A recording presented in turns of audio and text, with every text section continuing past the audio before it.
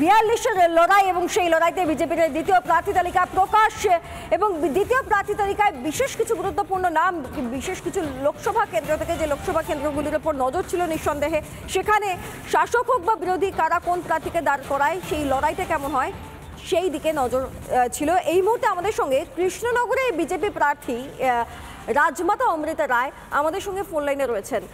আপনাকে স্বাগত রিপাবলিক বাংলায়। দেখুন, রাজমাতা অমৃতা রায়কে আমরা বিজেপি প্রার্থী হিসেবে দেখতে পাচ্ছি এবারে 2024 লোকসভার লড়াইতে। আগে বলুন আপনার অনুভূতিটা কিরকম, এই লড়াইটা আপনি কিরকম ভাবে দেখছেন? এখন তো ভীষণ ভালো লাগছে, ভীষণ জোশের মধ্যে রয়েছি এবং আমার মনে হচ্ছে যে এটা পুরোপুরি ভগবানের আশীর্বাদ যে এই জায়গায় আমি এসেছি।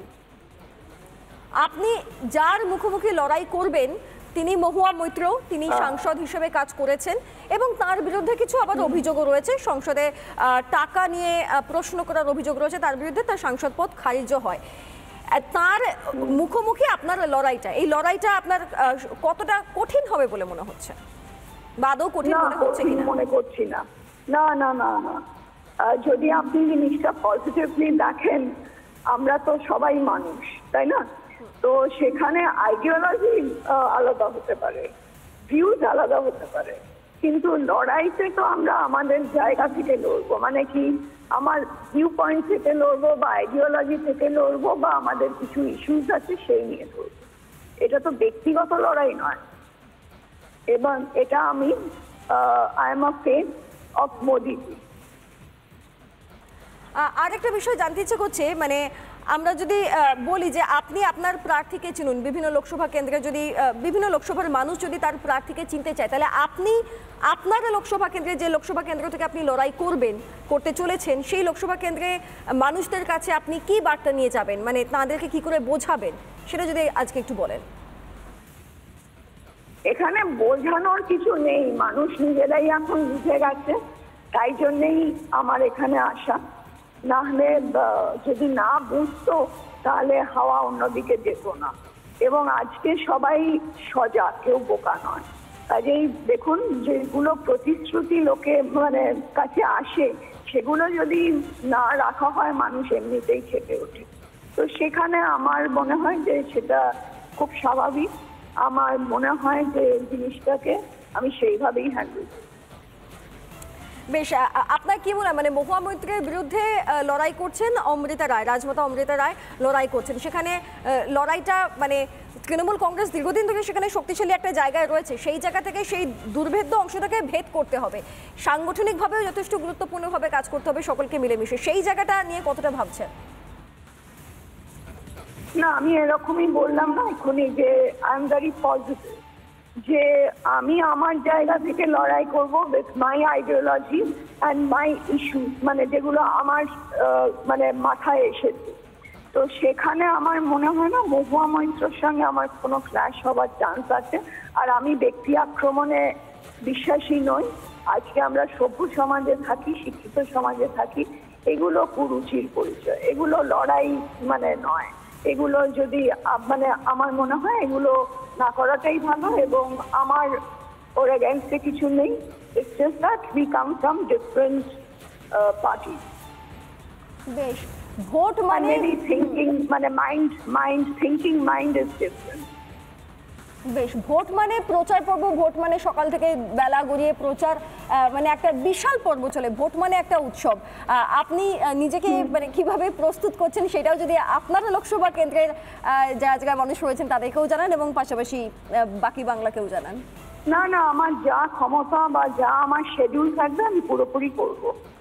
কাজে এখানে মানে প্রস্তুতিরও কোনো ব্যাপার নেই বা ভাবারও কোনো ব্যাপার নেই। এটা job to be done and I have to do the job. আর এটা তো আমি মানুষের ওয়েলফেয়ারের জন্য করছি, এটা আমার কোনো মানে দ্বিমত নেই এখানে। বেশ, আমার শেষ প্রশ্ন আপনাকে, তাহলে এই লড়াইটা কোনো ব্যক্তি আক্রমণের লড়াই নয়, এটা আদর্শের লড়াই, এটা কি দুর্নীতির বিরুদ্ধে লড়াই? একদম একদম একদম। বেশ, ধন্যবাদ।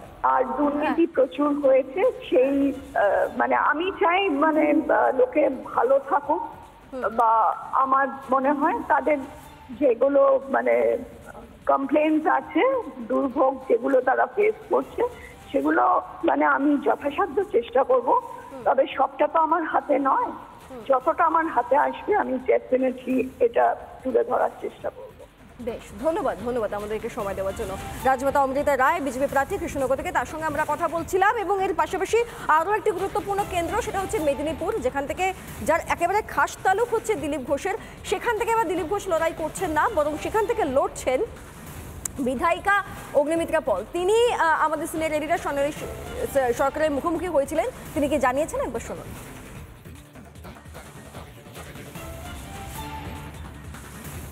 অগ্নিমিত্রদি, মেদিনীপুর এতদিন পর্যন্ত বিজেপির শক্ত ঘাঁটি, এবং অবশ্যই যেটা অস্বীকার করার উপায় নেই তা হচ্ছে দিলীপ ঘোষেরও খুব শক্ত ঘাঁটি। সেই কেন্দ্র থেকে আপনি প্রতিদ্বন্দ্বিতা করছেন, চ্যালেঞ্জ কঠিন নাকি রাস্তা অনায়াস, কনফিডেন্ট, আত্মবিশ্বাসী, কোনটা?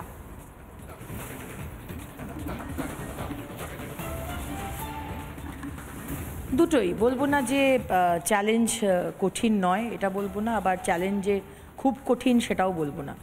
কারণ দেখুন, আজকে আমার যে প্রিডিসেসর, আমার যার হাত দিয়ে আমি বিজেপি পার্টিতে এসেছি, সেই দিলীপ ঘোষ মহাশয়, যিনি আমাকে মহিলা মোর্চার সভানেত্রী করেছিলেন, আজকে তার কনস্টিটিউয়েন্সিতে আমি লড়তে যাচ্ছি, সেখানে বেশিরভাগ কাজটাই উনি করে দিয়েছেন। এক তো হচ্ছে সাংসদ হিসেবে যে অসাধারণ কাজ উনি মেদিনীপুরের মানুষের জন্য করেছেন, তার রিপোর্ট কার্ড উনি কদিন আগেই বের করেছেন। এবং সংগঠক হিসেবে উনি যে দুর্দান্ত কাজ করেন, মানে মোটামুটি সব কিছু রেডি। আমাকে খুব যে একটা মাথা ঘামাতে হবে বা পরিশ্রম করতে হবে এটা নয়। আরেকটা হচ্ছে যে অপোজিশনকে কখনো খুব লাইটলি নেওয়া উচিত নয়, এটা আমার প্রিন্সিপাল। তো সেখানে over confidence is not good. আমি আমার যে অপোজিশন রয়েছে তাকে আমি সম্মান দিয়ে আমি আমার মতো করে স্ট্র্যাটেজি তৈরি করে আমি লড়ব।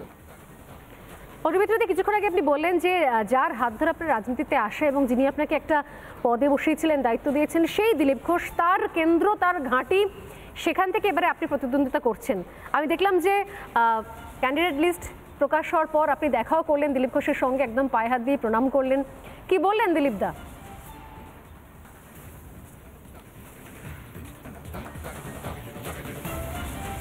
আমি কিন্তু ক্যান্ডিডেট লিস্ট বেরোবার আগে দিলীপদার বাড়িতে গেছিলাম, কারণ কি আমি আমার শীর্ষ নেতৃত্ব, আমাদের সম্মানীয় গৃহমন্ত্রী অমিত শাহজি আমাকে গতকাল ফোন করে বলেছিলেন, খবরটা দিয়েছিলেন যে আমি মেদিনীপুরে দাঁড়াতে চলেছি।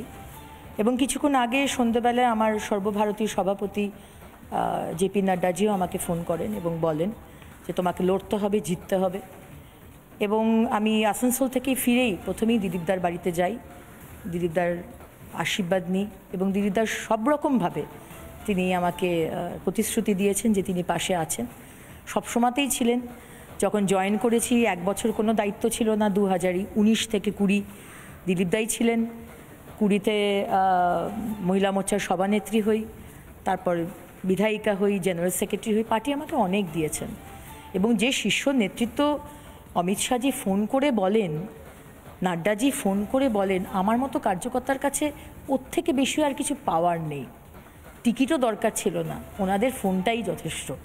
সুতরাং আমি কি বলবো, আমি প্রিটি ওভারওয়েলমড যে এই মুহূর্তে দাঁড়িয়ে যে আমার মতো একজন সিটিং বিধায়ককে পার্টি ভেবেছে যে আমি কেপেবল এনাফ যে মেদিনীপুরের মতো জায়গায় আমি লড়বো, জিতবো। এটা আমার কাছে একটা কি বলবো, আমি ভগবানকে কি বলবো, অনেক অনেক ধন্যবাদ, প্রণাম, এবং আমার শীর্ষ নেতৃত্বকে আমি প্রণাম জানাই।